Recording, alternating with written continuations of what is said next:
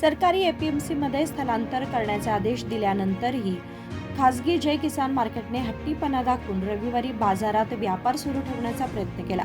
त्याचा निषेध म्हणून गुरुवारी कर्नाटक राज्य रयत संघ आणि हसिरू सेनेने एपीएमसी परिसरात आंदोलन करून बेळगाव एसी यांना निवेदन दिले. खासगी जय किसान भाजीपाला बाजारात शेतकऱ्यांनी आणलेल्या भाजीपाल्याला योग्य वजन न देता वजनात फसवणूक केली जात होती.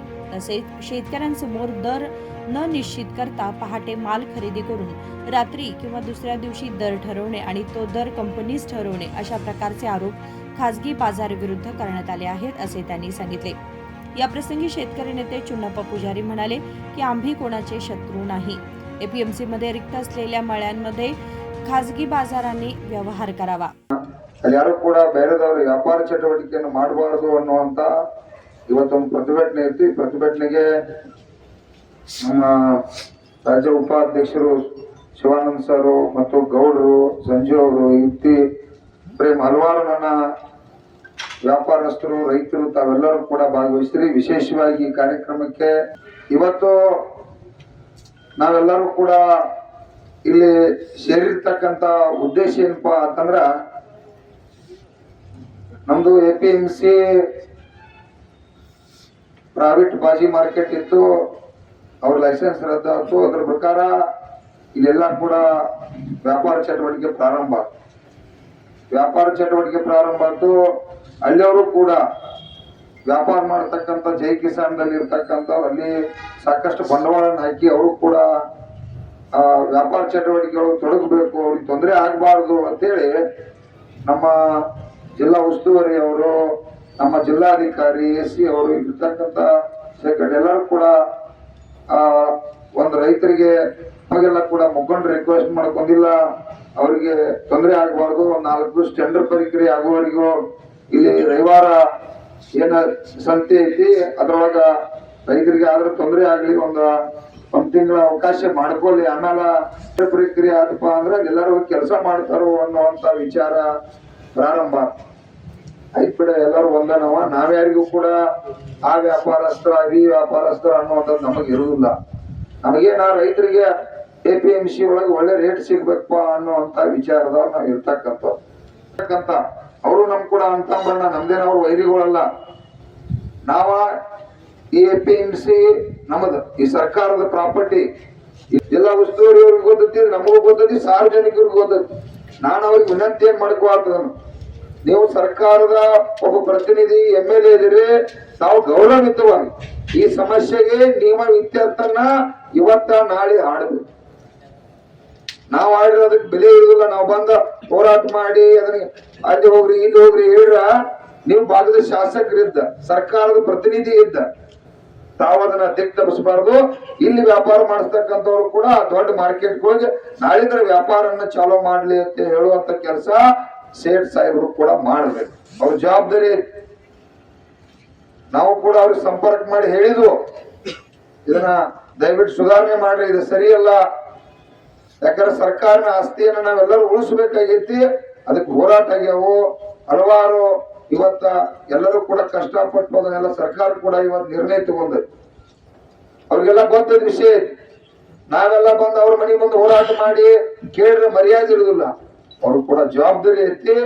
ನಾವು ತಕ್ಷಣ ನಾವು ಅಧಿಕಾರಿಗಳು ಎಲ್ಲರೂ ಬಂದು ಕೆಲಸ ಮಾಡೋಕ್ಕಿಂತ ಮುಂಚೆನೆ ತಾವೇನ ಶಾಸಕರಿದ್ರಿ, ಇವ್ರಿಗೆಲ್ಲ ಕರೆದು ಹೇಳಿ ತಮ್ಮಗೌಡ್ರ ಅಣ್ಣಗೌಡ್ರ ಇಲ್ಲೆಲ್ಲ ಕೆಲಸ ಮಾಡಿರಪ್ಪ ಸಾಕು, ಇಲ್ಲಿವರೆಗೆ ಅವಕಾಶ ಇತ್ತು, ಈಗ ಟೆಂಡರ್ ಪ್ರಕ್ರಿಯೆ ಎಲ್ಲ ಮುಗುದ, ಅದು ಕ್ಲೋಸ್ ಆಗೈತಿ, ನಿಮ್ಗೇನೋ ಮುಕ್ತ ಅವಕಾಶ ಕೊಟ್ಟಿದ್ದು, ನೀವೆಲ್ಲರೂ ಕೂಡ ದೊಡ್ಡ ಮಾರ್ಕೆಟ್ಗೆ ಹೋಗಿ ಕೆಲಸ ಮಾಡ್ರಿ. ಇನ್ನ ನಮ್ಮ ಎಸಿ ಅವ್ರಿಗೆ ಖಡಕ್ಕಾಗಿ ವಿನಂತಿ ಕೂಡ ಮಾಡ್ತಾ ಇದೀವಿ, ಒತ್ತಾಯ. ಇವತ್ತು ನಾಳೆ ನಮಗ ಅವಕಾಶ ಐತಿ, ತಾವ 29ಕ್ಕೆ ಒಂದು ಗಟ್ಟಿವಾದ ನಿರ್ಧಾರನ್ನ ತಾವು ತಗೊಳ್ಳೇಬೇಕು. ಯಾಕಂತಂದ್ರ ಅವಕಾಶ ನೀವು ಹೇಳಿದಂಗೆ ಕೇಳ್ಕೊತ ಬಂದ್ರು ನಾವೆಲ್ಲ ಹೋರಾಟಗಾರ.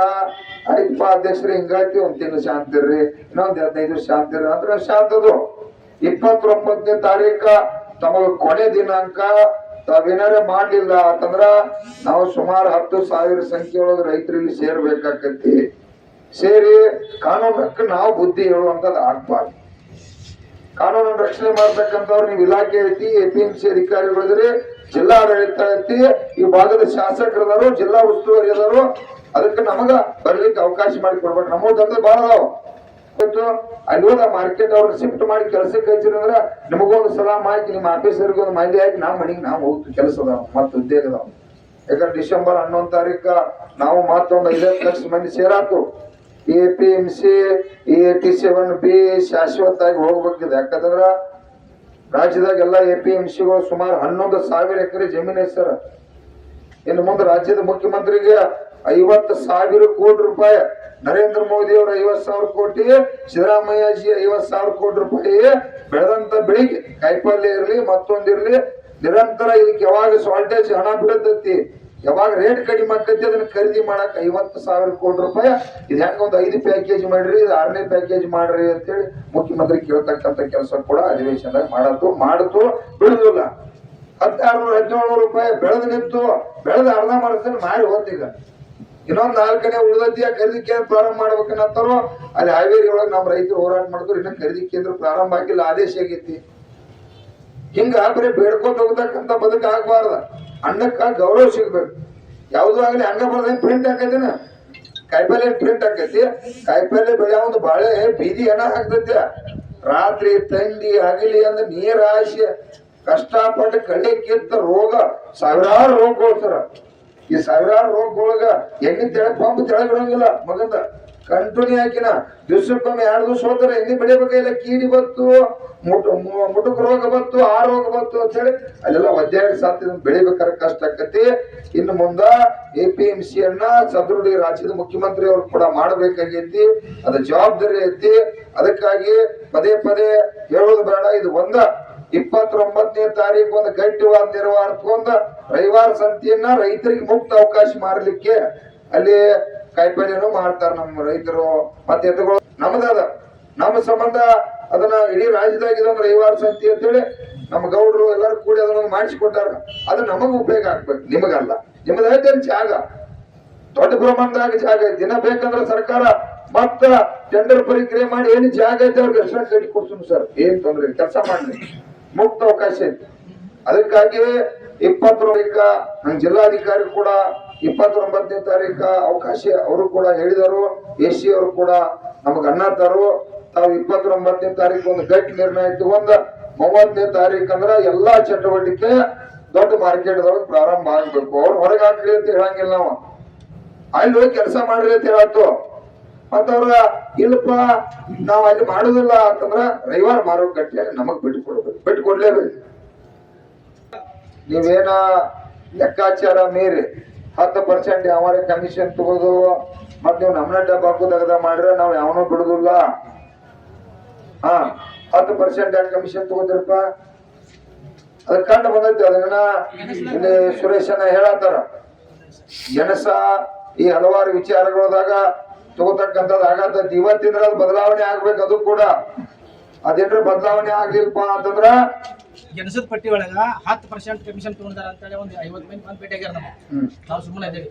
ಯಾಕಂದ್ರೆ ನಮಗ ನೆಲೆ ಇಲ್ಲ कोर्ट गणले ನಾವು.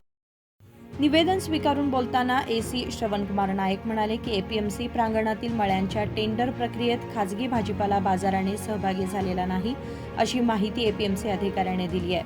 ಮಾರ್ಕೆಟ್ನ ಲೈಸೆನ್ಸ್ ರದ್ದಾದ ನಂತರ ಅಲ್ಲಿನ ವ್ಯಾಪಾರಸ್ಥರಿಗೆ ಅನುಕೂಲ ಆಗಲಿ ಅನ್ನೋ ಉದ್ದೇಶದಿಂದ ನಾವು ಅವರನ್ನ ಈ ರವಿವಾರ ಮಾರ್ಕೆಟ್ ಸಂಡೇ ಮಾರ್ಕೆಟ್ ಅಂತ ಅಲ್ಲಿ ಸ್ವಲ್ಪ ಸ್ಥಳಾವಕಾಶವನ್ನು ವ್ಯವಸ್ಥೆ ಮಾಡಿಕೊಟ್ಟಿದ್ವಿ. ಸೊ ಈಗ ಏನು ಅವರು ಟೆಂಡರ್ ಪ್ರಕ್ರಿಯೆಯಲ್ಲಿ ಭಾಗವಹಿಸಿಲ್ಲ ಅನ್ನೋ ಒಂದು ಅಂಶವನ್ನು APMC ಅಧಿಕಾರಿಗಳನ್ನು ತಿಳಿಸಿದ್ದಾರೆ. ಈ ವಿಷಯವನ್ನು ಮಾನ್ಯ ಜಿಲ್ಲಾಧಿಕಾರಿಗಳಂತೂ ರಿಪೋರ್ಟರ್ ಇಲ್ಲ, ನಾಳೆ ಬರ್ತಾರೆ. ಸೊ ಅವರೊಂದಿಗೆ ಮತ್ತು ಮಾನ್ಯ ಉಸ್ತುವಾರಿ ಸಚಿವರೊಂದಿಗೆ 29ನೇ ತಾರೀಕು ನಾವು ಮಾಡಿ ಒಂದು ನಿರ್ಧಾರವನ್ನು ತೆಗೆದುಕೊಳ್ತೀವಿ. ಅಲ್ಲಿವರೆಗೂ ನಮ್ಮ ರೈತ ಬಾಂಧವರಿಗೆ ಕಳಕಳಿ ವಿನಂತಿ, ನಾವು ಕಾನೂನು ಸುವ್ಯವಸ್ಥೆಯನ್ನು ಕಾಪಾಡ್ತಾನೆ ಬಂದಿದ್ದೀನಿ, ಅದು ಹಾಗೆ ಕಾಪಾಡ್ತೀನಿ ಅನ್ನೋದೊಂದು ಭರವಸೆ ನನಗಿದೆ. ನಿಮ್ಮ ಮೇಲೆ ಪ್ರೀತಿ ನಮಗಿದೆ, ನಮ್ಮ ಮೇಲೆ ಪ್ರೀತಿ ನಿಮಗಿದೆ. ಆ ಪ್ರೀತಿ ವಿಶ್ವಾಸದಿಂದ ಹಿಂಗೆ ಕೆಲಸ ಮಾಡ್ಕೊಂಡು ಹೋಗೋಣ. ಅದಕ್ಕೊಂದು ಸರಿಯಾದ ನಿರ್ಧಾರವನ್ನು ಜಿಲ್ಲಾಡಳಿತ ತಗೊಳ್ತೀವಿ. ही बाब जिल्हाधिकाऱ्यांच्या निदर्शनास आणून दिली जाईल असेही त्यांनी सांगितले. कृष्णा कांबळे, KMM मराठी, बेळगाव.